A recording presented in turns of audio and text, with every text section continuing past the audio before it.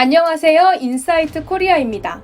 현재 안정세를 보이던 많은 국가에서 또다시 감염이 시작되고 있습니다. 많은 전문가들이 팬데믹의 2차 확산이 벌써 시작된 것이라고 경고하고 있는 상태인데요. 확진자 0명이라며 자신만만하던 국가들도 다시 확진자가 발생하며 비상사태로 접어드는 모양새입니다. 이러한 가운데 이 시국으로 더욱 돈독해진 일본과 베트남에게도 위기가 도래하고 있습니다. 특히나 일본의 경우 한국에 역대급 도발을 하고 있는 상태인데 현재 세계인들까지 적으로 돌리며 전 세계적인 망신을 당하게 되었습니다. 그런데 앞으로 역대 최악의 위기가 겹칠지도 모른다는 전망까지 나와 열도가 두려움에 휩싸이고 있습니다. 이런 와중에 베트남은 빠르게 태세 전환을 하고 있습니다. 최근 베트남 정부가 오는 31일 현지 한국 기업들과 대규모 투자 상담회를 개최하겠다고 밝히며 뒤늦게 한국의 마음을 돌리려 하는 것인데요. 다급하긴 했던지 이번 투자 상담회는 베트남 외교부가 먼저 발벗고 나서서 제안했다고 합니다. 게다가 6월 초 베트남 총리는 처음으로 효성 공장에 직접 방문하기도 했습니다. 코로나 사태 이후 베트남 총리가 직접 외국 기업에 방문한 것은 처음이었는데요. 효성 측은 이미 베트남 투자는 접고 울산의 아라미드 섬유 공장을 증설하기로 결정한 바 있지만 이후로도 무궁무진할 한국의 투자를 놓치면 안 되겠다고 생각한 걸까요? 이렇듯 베트남이 다시 한국의 마음을 되돌리기 위해 적극적으로 어필하고 있는 이유는 생각보다 한국의 빈자리가 크다는 것을 뒤늦게 알아차린 것으로 보이는데요. 베트남 현지에 공장을 지으려던 한국 기업들이 이번 사태로 대거 철수하기로 했음에도 그간 베트남은 한국 자본을 일본으로 대체하려는 듯 오히려 일본과의 협력을 강화해왔습니다. 일각에서는 이에 대해 한국 의존도를 낮추고 투자를 다각화하려는 움직임으로 보았죠. 하지만 막상 경제 타격이 현실화되자 다급하게 경제 회생 방안을 찾기 위해 한국의 마음을 돌리려는 것이라고 추측되고 있습니다. 그도 그럴 것이 한국이 1988년 1월 1일부터 2019년 12월 20일까지 베트남에 투자해온 677억 달러는 베트남에 투자한 135개국 중 최대 금액이었으니 하루아침에 대체할 수 있는 수준이 아니죠. 베트남 총리는 코로나를 극복했다며 올해 GDP 성장률 5%를 달성하겠다고 호언장담했지만 실제로 세계 주요 투자은행들은 1.6%로 전망하는 데 그쳤습니다. 반면 한국에 대해서는 한 달 새 오히려 0.5% 상향 조정한 마이너스 0.4%로 예측한 바 있는데요. 이는 아시아 유일 상향 조정이었으며 전 세계 성장률이 0.8% 하향 조정되어 마이너스 3.7%인 것을 고려했을 때 한국의 회복세는 독보적입니다. 게다가 현재 전 세계적으로 2차 대유행이 진행되고 있다는 전문가들의 의견이 나오면서 베트남의 경제 회복 희망이 부서지게 된 것도 이유로 들 수 있습니다. 베트남은 4월 15일 이후로 확진자 0명을 발표하며 코로나 청정국임을 내세워 경제 재개를 꾀했습니다. 관광은 물론이고 기업 유치 등 전반적인 경제활동을 활성화하겠다고 선언했죠. 하지만 얼마 전 코로나 종식을 선언한 뉴질랜드마저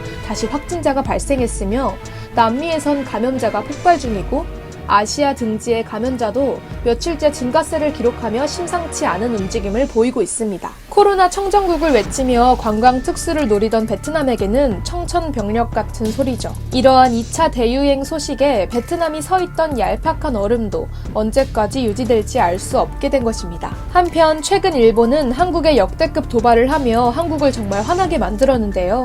군함도 전시시설을 왜곡한 상태에서 공개하며 한국은 물론 유네스코 회원국들을 모두 기만한 것입니다. 이에 결국 한국은 유네스코와 21개 회원국의 일본의 약속 불이행을 알리는 서한을 보내기로 했습니다. 올해 일본의 흑역사는 여러 차례 갱신될 것으로 보입니다. 일본에게 열받은 것은 비단 한국만이 아닌데요. 얼마 전 일본 NHK의 흑인 비하 방송으로 일본 내에 만연한 차별이 드러나자 전 세계인들이 분노를 터뜨리는 일도 있었습니다. 주일 미국 임시 대리대사는 흑인을 모욕했다. 인종 간 평등과 공정에 대해 배우는 것은 평생에 걸친 노력이라고 지적하며 굉장히 모욕적이고 무신경하다고 비판했으며 일본에게 인강이라도 듣고 배우라고 인종교육 프로그램의 웹사이트 주소까지 SNS에 남겼습니다. 미국 워싱턴 포스트와 영국 가디언지를 비롯한 세계 언론들도 NHK 비판에 가세하며 일본에서 만연한 차별을 고발하자 일본은 전 세계적으로 망신을 당하고 말았는데요. 이에 전 세계 네티즌들 또한 14살 이후로 데스노트를 처음으로 다시 보고 있었는데 완전 소름 돋는다. 이거 겁나 인종차별주의적이었잖아. 등 일본의 실상에 충격을 받았다는 글, 혹은 놀랍지도 않다. 일본의 흑인 괴롭히는 문화는 전혀 나아지지 않았다. 그 미친 NHK만 하는 끔찍하다 등 원래 일본은 차별이 심각하다는 글을 올렸으며 일본인들조차 창피했는지 공영방송에 이런 보도가 나왔다. 이게 올림픽 개최할 자격이 있는 나라일까? 라는 글을 게시하기도 했습니다. 현재도 많은 제일 외국인들은 아직도 일본에는 차별이 존재한다는 피켓을 들고 시위를 벌이고 있습니다. 이렇게 전 세계적으로 일본의 민낯이 공개되며 일본에 대한 평판이 술렁이는 가운데 일본의 진짜 위기가 다가오고 있는데요. 앞서 말했듯 현재 2차 대확산 우려 속에서 일본 또한 며칠째 감염자가 증가세를 보이고 있습니다. 그간 일본 정부는 일본은 확진자가 줄고 있다며 경제 재개를 위해 안정세인 것을 대대적으로 강조해왔으나 다시 하루 확진자 수가 75명까지 늘어난 것입니다. 일본에서는 현재 무증상 감염자와 경로 불명 감염자의 속출, 그리고 확진자 집계 누락 등 전반적인 방역 시스템의 미비로 큰 혼란이 계속되고 있는데요.